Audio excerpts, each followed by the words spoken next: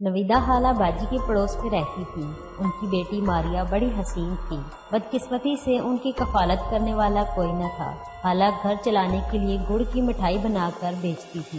इस कलील आमदनी में गुजारा मुमकिन न था। खाला ने अपने भाई वसी को खत लिखा कि घर में फाके हो रहे हैं, तुम सऊदी अरब में हो सके तो हर माह कुछ रकम भेज दिया करो। वसी को इन्हीं दिनों एक अच्छी मुलाजमत मिली थी। सोचा कि शायद बेवा बहन की कफालत के लिए अल्लाह ने रिज़्क़ का ये दर खोला है। वो हर माह नवीदा खाला को एक माकूल रकम भिजवाने लगा। 2 वक्त की रोटी पेट भर के मुयस्सर आने लगी तो खाला ने बेटी के मुस्तकबिल के बारे में सोचना शुरू कर दिया। चाहती थी कि किसी अच्छे घराने का रिश्ता आ जाए तो वक्त पर हाथ पीले कर दें। लेकिन मारिया दूसरी तरह की लड़की थी। वो खुद को मनवाना और कुछ करके दिखाना चाहती थी। आज़ाद ख्याल थी और किसी का दबाव कबूल न करती थी। उसे नित नए लिबास पहनने का शौक था। घर के कामों में दिलचस्पी ना थी।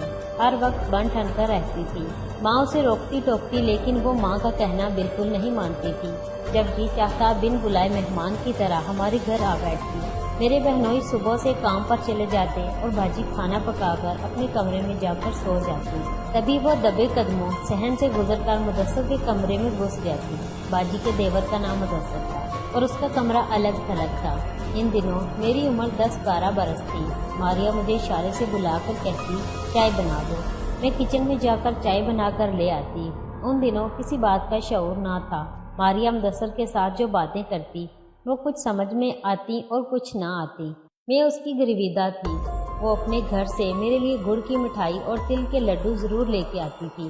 ये मिठाई मुझे बहुत पसंद थी। शायद इसी सबब वो मुझे अच्छी लगती थी। मारिया का हमारे घर आना मेरी बहन को पसंद ना था, लेकिन खाला नवीदा की वजह से उसे कुछ न कहती थी, मगर मुझे मना करती कि इस लड़की से ज़्यादा घुलना मिलना ठीक नहीं, ये अच्छी लड़की नहीं है। अपनी बहन की ये रोक टोक मुझे नागवार गुजरती थी। सोचती कि एक यही तो है जिसकी वजह से मेरा दिल यहाँ लगा रहता है, वरना बाजी के घर में तो बोरियत बरसती है। इन दिनों वो उम्मीद से थी। उनकी तबीयत खराब रहती थी। किसी से बात ना करती, थोड़ा सा काम करती और जाकर कमरे में लेट जाती। बाजी की सास बूढ़ी थी। वो भी अपने कमरे में लेटी रहती थी। उनकी देखभाल एक रिश्तेदार औरत करती थी जो सुबह 10 बजे आती और शाम 5 बजे घर चली जाती थी। ऐसे माहौल में भला कोई बच्ची कैसे खुश रह सकती थी। अम्मी भाई के पास तो गई हुई थी, इसलिए मुझे बाजी के पास रहना पड़ा था। लड़कियां तो अपनी हमजोलियों में ही खुश रहती हैं। मुझे तन्हाई का एहसास सताता तो मारिया से बातें करने लगती थी। वो भी खूब प्यार जताती। वो मेरे एहसास समझती थी। बाजी को मारिया की वजह से काफ़ी उलझन महसूस होती, लेकिन मैं यहाँ कुछ अरसे के लिए आई थी, इसलिए वो मुझ पर सख्ती न करती थी। मुझे जब मौका मिलता छत पर जाकर मारिया को बुलाती, वो फौरन आ जाती। मुदस्सर घर ना होता तो मुझसे बातें करती। उसकी बातें ऐसे मौज़ूआत पर होती जो नौ उम्र लड़की के दिल को गुदगुदाते हैं। बाजी का घर ऐसी ही जगह था जहाँ बाहर की तरफ झाड़ियाँ उगी हुई थी। जब वो सो रही होती, मारिया और मैं घर से निकलकर झाड़ियों में बैठ जाते। यहाँ की ठंडक अच्छी लगती। सामने होटल था। वो पूछती, दीना क्या गरम गरम समोसे खाओगी? चटनी के साथ बड़ा मज़ा आएगा। मेरे मुंह में पानी भर आता। सामने ही कढ़ाई में होटल का मुलाजिम समोसे बना रहा होता। ये एक खूबरू नौजवान था जो किसी दूसरे शहर से तलाश रोजगार के लिए आया था और इस चाय खाने पर मुलाजिम हो गया था। उसका नाम वजीर था। बाजी सो जाती तो मारिया मुझे झाड़ियों में ले जाती। खुद एक पत्थर पर बैठ जाती और कहती, यह लिफाफा जाकर वजीर को दे दो और कहो कि इसमें समोसे डाल दो। लिफाफे में पैसे हैं। मैं लिफाफा न खोलती और जाकर उस लड़की को थमा देती। वो उसमें से हाथ निकाल लेता और गरम गरम समोसे डाल देता, साथ चटनी की थैली भी। यूँ वो रोज़ अपने पैसों से समोसे मंगवाकर मुझे खिलाती और खुद भी खाती। ये गोया एक तरह की पिकनिक थी हमारे लिए। इस होटल के स्टोर की खिड़की झाड़ियों की तरफ खुलती थी। वो उस खिड़की में आकर मारिया से बातें भी करता। वो अजीब लड़की थी, इतनी बेबाक थी कि मुझे डर लगता था, लेकिन उसे डर ना लगता था, जैसे किसी को कुछ समझती ही ना हो। बाप का साया सर पर नहीं था और ना कोई बड़ा भाई था उसका। शायद इसी वजह से वो इतनी दलेर हो गई थी। मारिया ने छठी के बाद पढ़ाई छोड़ दी थी। वो थोड़ा बहुत लिखना पढ़ना जानती थी, मगर जाहिर करती थी जैसे उसे बहुत कुछ आता है। गली के लड़कों से भी हंस हंस कर बातें करती। उन दिनों उसकी उम्र 16 साल होगी, लेकिन लंबे कद और सेहतमंद होने की वजह से वो 18 बरस की नजर आती थी। एक दिन मुदस्सर ने बाजी से कहा, भाभी जान کیا آپ کو پتا ہے کہ ماریا اس ہوٹل والے لڑکے وزیر کے ساتھ بھاگ گئی ہے؟ میں نے خود اسے لاری اڈے پر اس کے ساتھ جاتے دیکھا ہے۔ آپ جا کر اس کی ماں کو بتائیے۔ مجھے کیا پڑی ہے، وہ بھاڑ میں جائے۔ یہ کہہ کر میری بہن نے حقارت سے منہ پھیر لیا۔ مدثر کو مگر چین نہ تھا، وہ ان کے سر ہو گیا کہ جا کر نویدہ خالہ کو بتائیں وہ بھاگ گئی ہے۔ بھاگ گئی ہے تو اچھا ہوا، ہمیں کیا؟ میں نہیں جاتی اس کی ماں کو بتانے۔ تم بھی چپ رہو، خود ہی جان لے گی وہ اپنی بیٹی کے کرتوت۔ مدثر تو چپ ہو گیا، مگر زمانہ کہاں چپ رہتا ہے۔ اگلے دن ہر طرف یہی چرچے تھے کہ نویدہ کی لڑکی بھاگ گئی ہے۔ دراصل محلے والے بھی اس کو اچھا نہ سمجھتے تھے، بلکہ اس کی ماں کو الزام دیتے تھے کہ اس نے لڑکی کو اتنی ڈھیل دی ہوئی ہے۔ انہوں نے نویدہ خالہ سے کوئی ہمدردی نہ کی۔ وہ رو رو کر بیٹی کو پکارنے کے سوا کچھ نہ کر سکی۔ بھلا وہ کر کیا سکتی تھی؟ ان کا کون تھا ساتھ دینے والا؟ ایک بھائی، وہ بھی ہزاروں میل دور سعودی عربیہ کے کسی مقام پر کام کرتا تھا۔ وہ بھلا کیوں کر ان کی پکار سنتا؟ مدثر کا ایک دوست توقیر لاہور کے ایک فلم اسٹوڈیو میں کام کرتا تھا۔ اس نے مدثر کو فون کیا کہ تمہارے پڑوس میں جو لڑکی رہتی تھی وہ یہاں آئی ہوئی ہے اور فلم میں کام کرنا چاہتی ہے۔ توقیر ایک بار مدثر سے ملنے آیا تھا اور وہ ماریا کو دیکھ چکا تھا، تبھی پہچان گیا اور فون کر دیا۔ مدثر نے پوچھا کس کے ساتھ ہے اور کہاں ٹھہری ہوئی ہے؟ اتا پتہ بتاؤ تو میں اس کی ماں کو خبر کروں۔ جس لڑکے کے ساتھ آئی ہے میں اسے نہیں جانتا، مگر اس لڑکے کا ایک رشتہ دار یہاں فلم اسٹوڈیو میں ایکسٹرا کا رول کرتا رہا ہے۔ یہ لوگ اسی کے گھر ٹھہرے ہوئے ہیں۔ مدثر نے دوست سے رابطہ رکھا۔ کچھ دنوں بعد اس لڑکے کا دوبارہ فون آیا کہ ماریا کو ایک فلم میں ایکسٹرا کا رول مل گیا ہے اور اب اسے دوسری لڑکیوں کے ساتھ ڈانس کی پریکٹس کروائی جا رہی ہے۔ ماریا کے بارے میں کچھ دنوں بعد توقیر نے مدثر کو ایک نئی خبر دی کہ وہ ایک نوجوان لڑکے کے ساتھ گل مل گئی ہے جو فلم میں ہیرو کے روپ میں جلوہ گر ہونا چاہتا ہے۔ ایک امیر باپ کا بیٹا ہے، خوبصورت اور ہینڈسم ہے اور فلم ساز کو سرمایہ فراہم کرنے کے بدلے میں ہیرو بننا چاہ رہا ہے، لیکن اسے اداکاری نہیں آتی۔ اس کا نام ولید ہے۔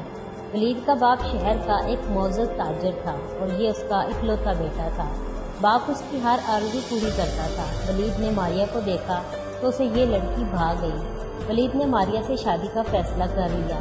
یہ بات وزیر خان اور اس کے رشتہ دار نوجوان کے لیے صدمے کا باعث بنی۔ ماریا نے ان لوگوں کو دھتکار دیا اور ولید کی دی ہوئی رہائش گاہ میں رہنے لگی۔ وزیر سخت برہم تھا۔ ماریا اسے شادی کا خواب دکھا کر جہاں تک پہنچی تھی اور اب وہ اسے دیکھ کر منہ پھیر لیتی تھی۔ وہ اسٹوڈیو ولید کی گاڑی میں آنے جانے لگی۔ ایک روز جبکہ ماریا اسٹوڈیو آئی ہوئی تھی تو اس نے وزیر کو فون کر دیا۔ وہ بھی وہاں آ کر ماریا سے جھگڑنے لگا کہ تم میرے ساتھ آئی تھی تو اب میرے ساتھ چلو ورنہ اچھا نہ ہوگا۔ تم نے مجھے دھوکہ دیا ہے، جبکہ تمہاری خاطر میں نے نوکری چھوڑی ہے۔ ہو سکتا ہے کہ پولیس میں تمہارے کسی رشتہ دار نے رپورٹ درج کروا دی ہو تو پھر پولیس بھی میرے پیچھے ہوگی۔ میں تو تمہارے چکر میں کہیں کا نہ رہا۔ ابھی ان میں جھگڑا ہو رہا تھا کہ ولید وہاں آ گیا جو فلم ساز کے دفتر میں بیٹھا ہوا تھا۔ اس نے جو وزیر کو ماریا سے جھگڑتے دیکھا اسے سخت غصہ آ گیا۔ وزیر کے سخت لہجے میں بےعزتی کی کہ تمہیں یہاں سے دھکے دے کر نکلوا دوں گا، دفع ہو جاؤ، آئندہ کبھی ادھر نظر مت آنا۔ پھر اس نے ماریا کا ہاتھ پکڑا اور اسے اپنی گاڑی میں بٹھا کر لے گیا۔ وزیر اپنی اس توہین پر سر تپا جل کر بھسم ہو گیا۔ اس نے قسم کھائی کہ ماریا کو اس کی بے وفائی کا مزہ چکھا کر رہے گا۔ ولید ماریا کو لے کر اپنے گھر گیا اور والدین سے کہا کہ اس سے شادی کرنا چاہتا ہوں۔ باپ نے فلموں میں کام کرنے کی خواہش مند اس لڑکی کو بہو بنانے سے صاف انکار کر دیا اور کہا کہ جو لڑکی گھر چھوڑ کر یہاں تک آ گئی ہے وہ بہو بنانے کے لائق نہیں ہے۔ ولید نے اصرار کیا تو باپ نے اسے گھر سے نکال دیا۔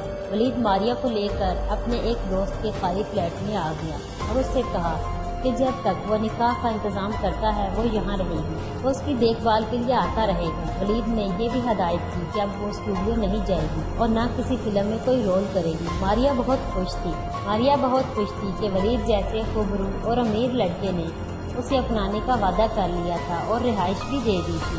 ضرورت کی ہر شے فلیٹ میں موجود تھی۔ اس نے اسٹوڈیو جانے کا ارادہ ترک کر دیا کہ اب ایک اچھی زندگی کی امید روشن ہو گئی ہے۔ وہ خود بھی زندگی شریفانہ انداز سے گزارنا چاہتی تھی۔ باہر کی دنیا کی ایک جھلک دیکھ کر اسے اندازہ ہو چکا تھا کہ فلم انڈسٹری میں ایک بے سہارا لڑکی کا بڑی اداکارہ بن جانا، دولت اور شہرت کمانا کوئی آسان کام نہیں ہے۔ ایک دن ولید آیا تو اس نے کہا کہ وہ کچھ شاپنگ کرنا چاہتی ہے۔ ولید نے گاڑی اور ڈرائیور بھیج دیا۔ وہ بازار چلی گئی۔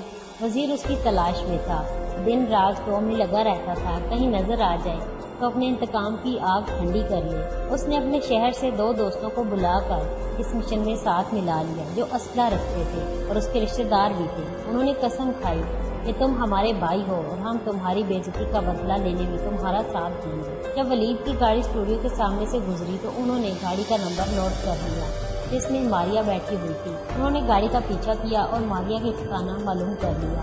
ایک دن اس فلیٹ کے در پر دستک ہوئی جہاں ماریا رہ رہی تھی۔ ماریا نے یہ سمجھ کر دروازہ کھول دیا کہ ولید آیا ہوگا، کیونکہ وہ اسی وقت آتا تھا اور اس کے سوا کوئی یہاں نہیں آتا تھا۔ دروازے پر جب اس نے وزیر کو دیکھا تو اس کی جان نکل گئی۔ وزیر، تم یہاں؟ تم کیسے پہنچ گئے یہاں؟ لگن سچی ہو تو آدمی چاند پر بھی پہنچ جاتا ہے، ڈھونڈنے سے تو خدا بھی مل جاتا ہے۔ تم کیا چیز ہو؟ کیوں آئے ہو؟ میں نے منع کیا تھا نا، میرا پیچھا چھوڑ دو، اب دوبارہ مت ملنا، چلے جاؤ یہاں سے۔ تم مجھے دھوکہ دو اور میں اتنی آسانی سے چلا جاؤں؟ ہرگز نہیں۔ آخر تم چاہتے کیا ہو؟ کچھ نہیں، بس میری تھوڑی سی عرض سن لو تو میں پھر چلا جاؤں گا۔ کہو، جلدی کہو اور جاؤ، ایسا نہ ہو کہ ولید آ جائے۔ اس کا اتنا خیال ہے اور جس نے تمہاری خاطر زندگی داؤ پر لگا دی اس کا کوئی خیال نہیں۔ پہلے میرے ساتھ وقت گزارا اور اب ولید کے ساتھ عیش کر رہی ہو، یہ بات ٹھیک نہیں۔ بتاؤ، کیا یہی ہے محبت؟ تم وہ بات کرو وزیر جو تم نے کہنی ہے۔ تمہارے لیے خوشخبری ہے، میرے کزن کو ڈائریکٹر نے کہا ہے کہ ماریا کو ایک بار فلم اسٹوڈیو لے آؤ، ہم اسے فلم میں ہیروئن کا رول دیں گے۔ میری بات کا یقین نہیں ہے؟ تم خود چل کر ڈائریکٹر سے بات کر لو۔ مجھے کوئی رول نہیں کرنا وزیر، خدا کے لیے میرا وقت برباد نہ کرو، میرا پیچھا چھوڑ دو، چلے جاؤ یہاں سے۔ وہ ہاتھ جوڑ کر بولی۔ تبھی وزیر نے آگے بڑھ کر اس کے ہاتھ پکڑ لیے اور اسے کھینچتا ہوا فلیٹ کے اندر چلا گیا۔ اس دوران اس کے دونوں دوست جو فلیٹ کے نیچے فٹ پاتھ پر کھڑے اس کا انتظار کر رہے تھے اوپر آ گئے۔ فلیٹ کا دروازہ کھلا دیکھا تو اندر جھانکا۔ وزیر اور ماریا میں ہاتھا پائی ہو رہی تھی۔ تبھی فلیٹ میں گھس آئے اور تینوں نے مل کر ماریا کو زندگی کی قید سے آزاد کر دیا۔ آنن فانن یہ لوگ وہاں سے نکلے، فلیٹ کو باہر سے بند کر کے گاڑی میں فرار ہو گئے۔ ولید جب فلیٹ پر آیا تو ششدر رہ گیا کیونکہ دروازے پر قفل لگا ہوا تھا۔ وہ سمجھا ماریا فلیٹ چھوڑ کر چلی گئی ہے۔ اس نے اپنے دوست کو جو فلیٹ کا مالک تھا فون کیا کہ فوراً آ جاؤ، فلیٹ پر تالا پڑا ہے اور ماریا فون بھی نہیں اٹھا رہی ہے۔ مختار جب آیا تو اس نے اندازہ لگا لیا کہ بات اتنی سادہ نہیں، معاملہ ٹیڑھا ہے۔ اس نے اپنے ایک واقف کار پولیس والے کو فون کیا۔ وہ لوگ فوراً آ گئے۔ ان کی موجودگی میں جب تالا توڑا گیا، اندر ماریا بے حس و حرکت پڑی تھی۔ وہ زندگی کی بازی ہار چکی تھی۔ یہاں تک کا احوال مدثر تک پہنچا۔ اس کے بعد جانے کیا ہوا مجھے نہیں معلوم۔ میرے اسکول میں گرمیوں کی چھٹیاں ختم ہو گئی تھی۔ امی جان دبئی سے واپس آ چکی تھی۔ باجی نے مجھے واپس امی جان کے پاس بھیج دیا۔ آج سوچتی ہوں تو ساری باتیں سمجھ میں آنے لگتی ہیں جو اس وقت سمجھنے سے قاصر تھی۔ اس واقعے کو بڑی مدت ہو گئی ہے، شاید ماریا کے اپنے بھی اسے بھلا چکے ہوں، لیکن میں آج تک اس لڑکی کو بھلا نہیں سکی جو کسی پارے کی طرح تھی اور ایک لمحے کو بھی سکون سے نہیں بیٹھتی تھی۔ شاید اس کی اسی پارہ صفت شخصیت نے اسے موت سے ہمکنار کرایا۔ اکثر سوچتی ہوں بعض لوگ کیوں اتنے پارہ صفت ہوتے ہیں، کیا چیز انہیں چین نہیں لینے دیتی، ہر دم بے چین رکھتی ہے، حالات ان کو بے چین رکھتے ہیں، یا وہ پیدائشی اس طرح کے ہوتے ہیں؟ یہ بات آج تک